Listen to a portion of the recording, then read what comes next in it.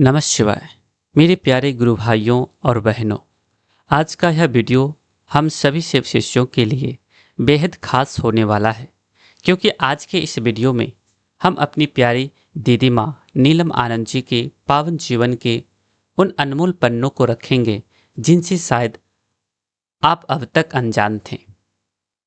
इस वीडियो में आज हम सब मिलकर जानेंगे दीदी माँ के बचपन के वो अद्भुत और दिव्य स्मृति, साहब श्री हैनानंद जी के साथ उनके विवाह का वो पावन और ऐतिहासिक प्रसंग, संगीत और कला के प्रति उनका वो जन्मजात खिंचाव, और कैसे उन्होंने बहुत छोटी उम्र में ही पूरे परिवार को अपनी ममता से संभाल लिया। इसके साथ ही हम जानेंगे प्रकृति को हरा भरा करने के दीदी माँ के उस अधूरे सपने के बारे में, जिसे पूरा करने का महासंकल्प अब हम सब भाई बहनों को मिलकर उठाना है। यकीन मानिए आज का यह सफर आपके दिलों को श्रद्धा और अपनेपन से सराबोर कर देगा। गुरु भाइयों और गुरु बहनों, आज हम सबके बीच हमारी प्यारी दीदी माँ नीलम आनंद जी और साहब श्री अपने शरीर में नहीं, लेकिन उनके बताए मार्ग पर हम सब चल रहे हैं और आजीवन चलेंगे। उनकी यादें और उनका आशीर्वाद हमेशा हम सब की सांसों में बसा हुआ है। आइए आज पूरे आदर और अपन तत्व के भाव के साथ हम सबके प्यारी दीदी माँ के इस धरती पर आने और उनके पावन जीवन की स्मृति को याद करते हैं। हमारी राजमणि नीलम आनंद जी का पावन जन्म 27 जुलाई 1952 को श्रावण शुक्ल पक्ष नाग पंचमी के दिन हुआ। बचपन से ही उनमें एक अलग ही दैविक तेज था। फिर वह पावन दिन भी आया 22 मई 1972, जब मुआर जगदीश्वर जीत सिंह और माता भूमिका देवी की सुपुत्री हम सबकी प्यारी राजमणि नीलम जी का विवाह हम सबके प्राण प्रिय साहब श्री हैनानंद जी के साथ संपन्न हुआ।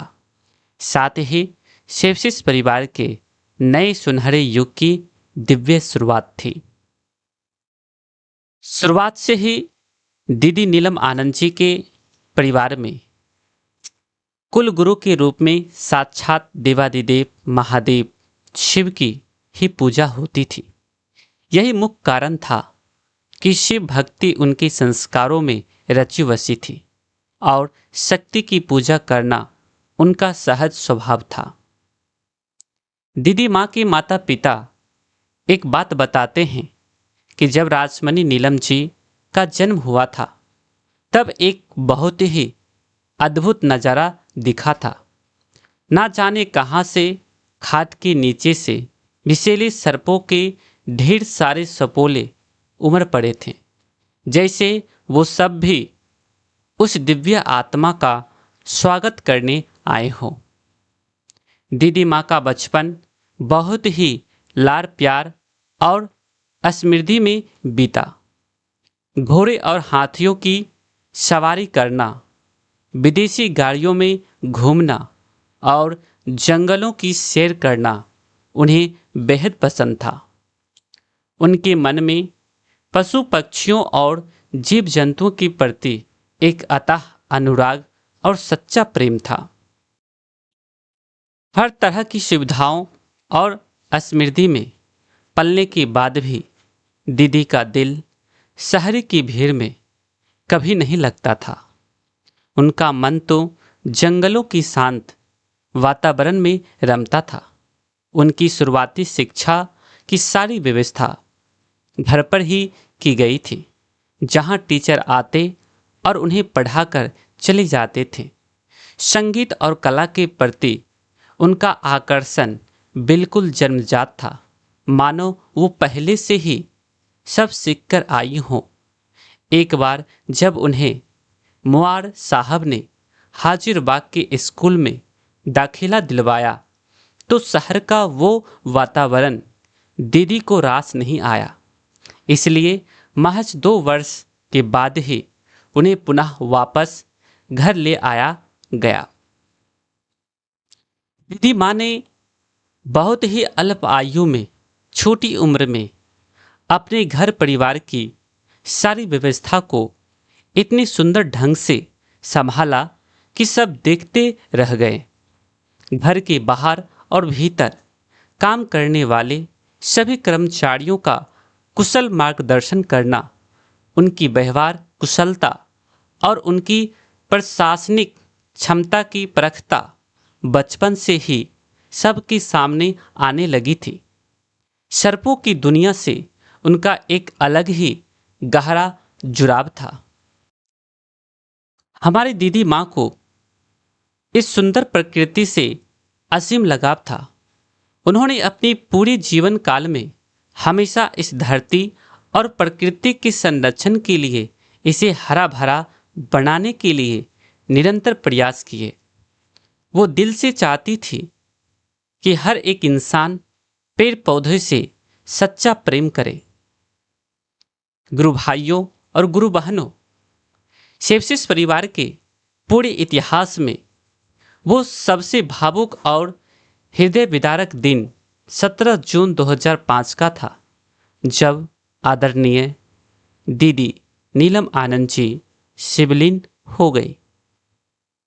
उनका शरीर उस दिन हम सब से दूर चला गया, लेकिन उनकी चेतना, उनके महान विचार और महागुरु महादेव की प्रति उनका अटूट समर्पण आज भी करोड़ों शिव शिष्यों का मार्गदर्शन कर रही है।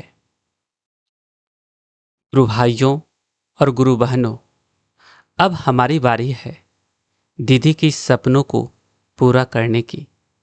दीदी के 74वें जन्म दिवस के पावन अवसर पर पूरे देश और विदेश में कम से कम 74,000 पौधारोपण का एक महालक्ष्य रखा गया है।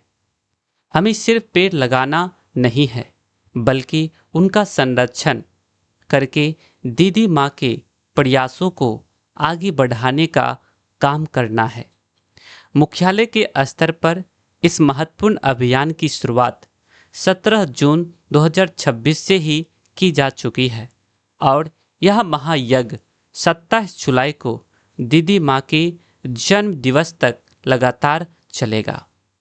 साहब श्री ने भी अपने संदेश में पौधारोपण के विषय में बहुत बार कहा है, इसलिए आप सभी गुरु भाई बहनों से हाथ जोड़कर अनुरोध है कि हम सब मिलकर हम सबके दीदी माँ की पुण्यतिथि और अवतरण दिवस पर कोई बड़ा आयोजन ना करें, बल्कि अनजानों के साथ मिलकर पौधारोपण करें।